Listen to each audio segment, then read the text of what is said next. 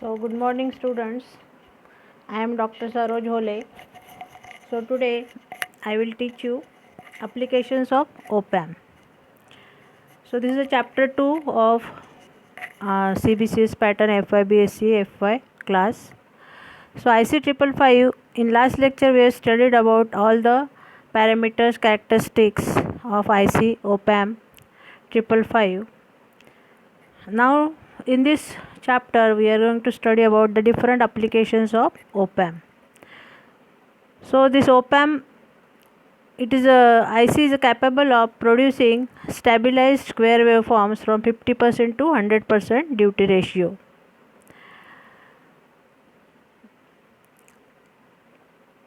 Scientist Hans Kamenzind designed the first 555 IC in 1971, and he under the American company Signetics Corporation. It is this design work for his that is most prominent in Hans' distinguished career in the field of integrated circuit technology. So, in the summer 1971, first design was reviewed that used a constant current source and had 9 pins. Now, after that, this IC found many applications. So, different applications in this lecture we are going to see. So, the integrator is important part of the instrumentation and is used in RAM generation. In function generator, the integrator circuit is used to produce the triangular wave. They are also used in wave shaping circuits such as different kind of charge amplifier.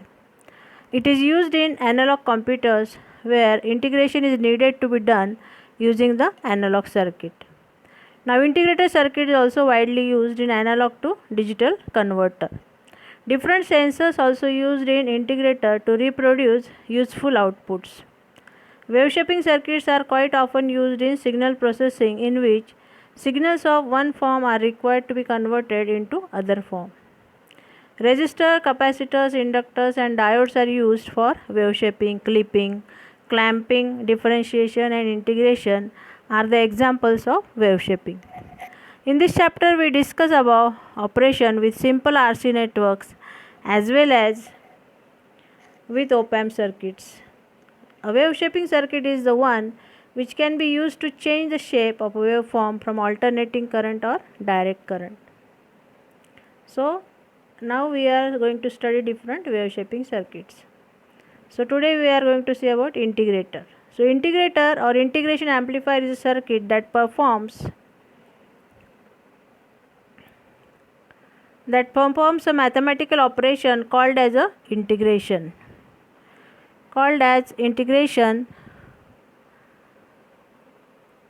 or a circuit in which the output voltage is integral of the input voltage waveform. Operational integrators are used to perform timing functions, to measure the charge, to generate linear ramps and triangular waves in many other applications. So, you just see this circuit in which OPAM is connected with the capacitor and a resistor in feedback. Resistor is in series with the input signal. Okay. So, IB and V1 and V2 are the two inputs to the OPAM integrator circuit. Capacitor in feedback, VO is taken across RL, that is a load resistance. Now, we are going to prove that output is integral part of the integration of inputs. So, there are two main principles underlying the action of an ideal integrator. First is related with summing point restraints. All currents from signal sources arriving at the inverting input terminal of the ideal amplifier must exit through feedback path. So, the output voltage of the amplifier takes on just that value needed to keep the inverting input terminal at the same potential as non-inverting input terminal and prevents the accumulation of charge at the inverting input terminal. So the second principle concerns the relationship between the voltage across the capacitor, that is V is equal to Q upon C. Now integrator circuit is shown in figure. The expression for the output voltage V0 can be obtained by writing Kirchhoff's voltage current equation at node V2. So IN is equal to IB plus IF.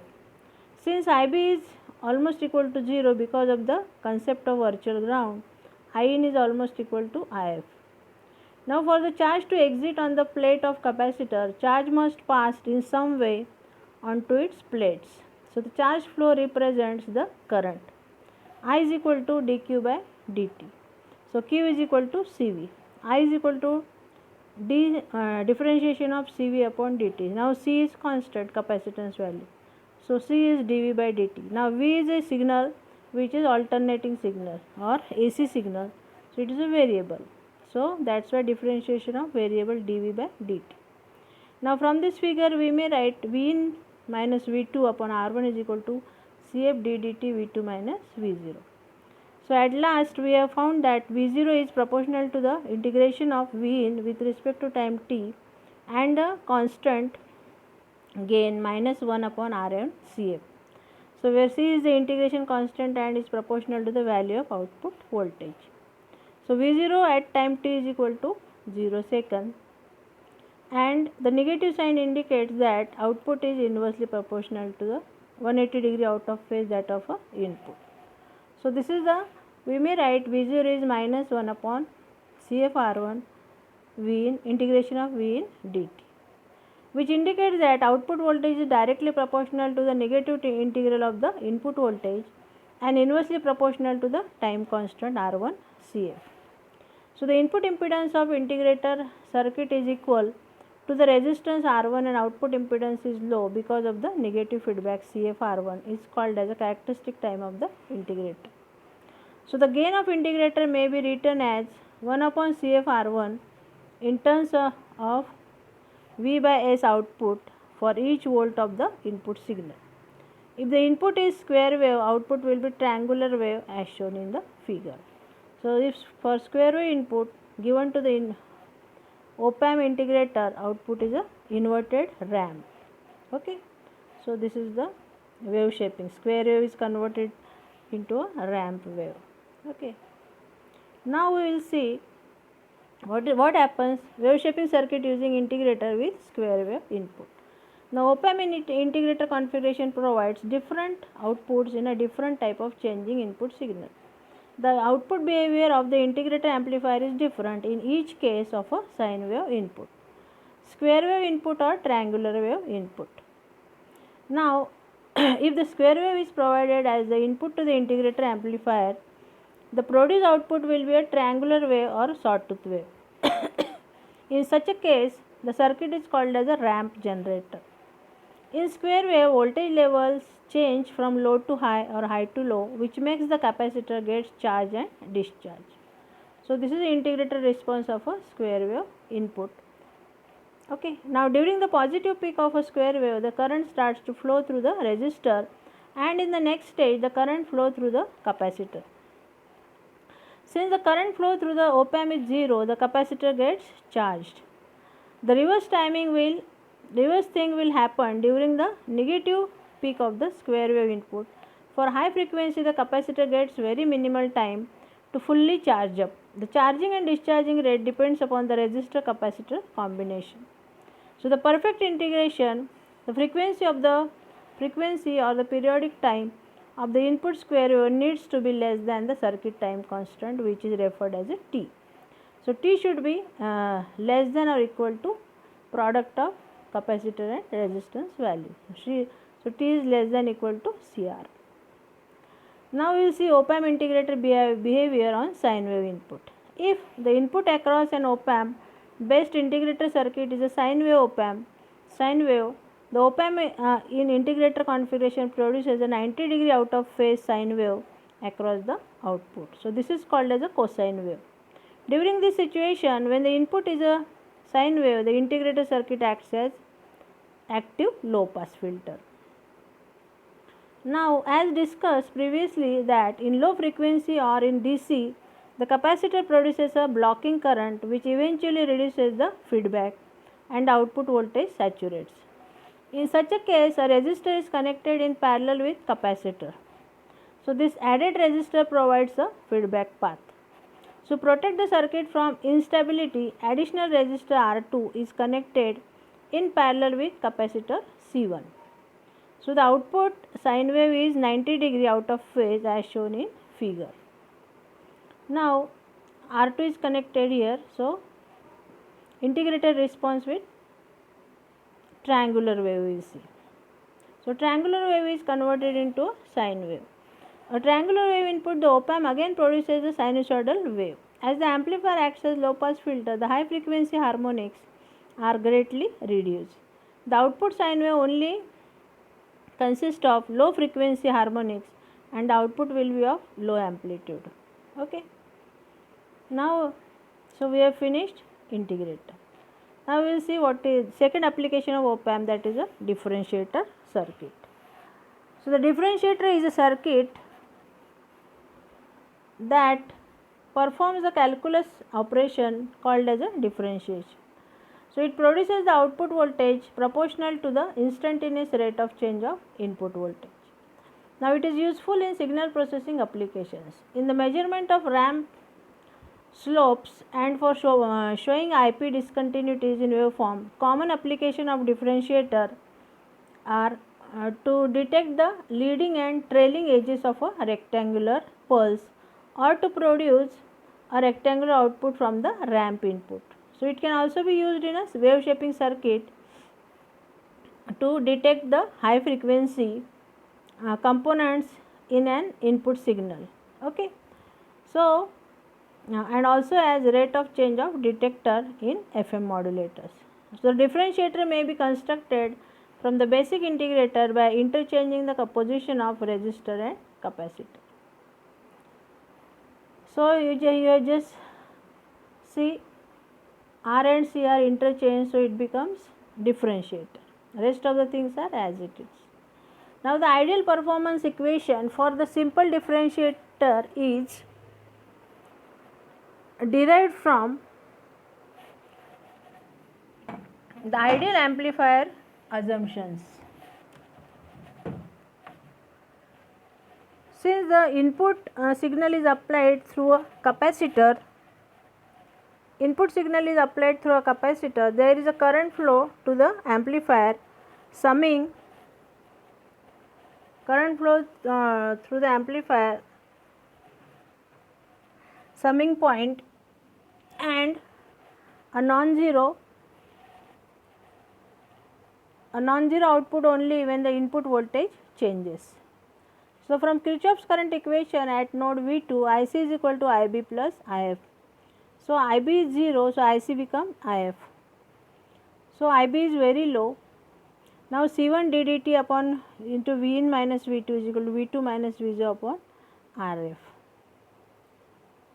So you just see here, output is proportional to the differentiation of the input with amplifier gain minus RF C1. Negative sign indicates the output is inversely proportional or 180 degree out of phase with the input.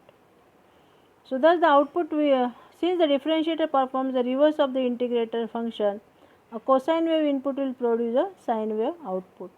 Triangular input will produce a square wave, or square wave input will produce spike output. Okay. So you just see square wave gives the pulses or spikes at the output of differentiator. Now we will see the wave shaping of differentiator with different types of input. Okay. So for simplicity, assume the product R1 C1 is unity. So for a DC signal you will get this spike. Okay, so for square wave you will get positive and negative spikes. So for sine wave you will get the cosine wave at the output. Now you just see here what happens to, if the input signal is square wave, output is spike. If the input is triangular wave, output is rectangular. If input is sine wave, output is a cosine wave. So you have changed the shape of inputs, and you will get the different types of output at the op-amp differentiator circuits. Now the third application we see op-amp as comparator. So comparator is a circuit that compares a signal voltage on one input of the op-amp with known voltage known as a reference voltage on the other input. So the comparator circuit has only two possible output voltage which indicate whether the applied input voltage is greater than or less than the reference voltage. So the comparator circuit accepts input of a linear voltages and provides the digital output. So op-amp is a open loop configuration, or sometimes in a positive feedback configuration can be used as a comparator. So the basic comparator circuit can be represented as shown in figure. Okay. So two inputs are compared and VO is V1 minus V2. Sorry, it compares whether it is less than or greater than that reference voltage. Okay. Now see here, voltage one input is a reference voltage and other is the input signal. So output compares, the V in is compared with the V reference. Suppose V reference is 5 volt and V in is 4 volt. So I can say V in is less than V reference, or if V in is 6 volt then I can say V in is greater than V reference. So it compares less or more or same. So the non-inverting type comparator is shown above. In an open loop comparator circuit known as a reference voltage, V reference is applied at inverting input terminal. So while as varying signal, V in is applied at non-inverting terminal. As this type of circuit is referred as a non-inverting comparator. So one terminal is grounded, so V in is compared with the 0 volt. So the non-inverting comparator is connected in open loop conditions, so there is no feedback is applied to the op-amp. So op-amp is operating in saturating conditions. So the inverting terminal is grounded, hence the reference voltage becomes ground potential for this comparator. So the input voltage V in is applied to the non-inverting input terminal. The comparator compares the input voltage V in with the ground potential and indicates at the outputs. So by the output voltage level whether the input voltage is positive or negative. So this is a transfer characteristic of a comparator. Now we will see from this transfer characteristic we see that as long as V in is positive the output voltage is plus V sat, but when V in becomes negative output is minus V saturation. So the switching of the V out from positive V saturation to negative as V saturation or vice versa occurs when the input voltage V in crosses the 0 level. Hence the circuit can be used to detect when the input signal crosses the 0 level. So the circuit is therefore known as a zero crossing detector.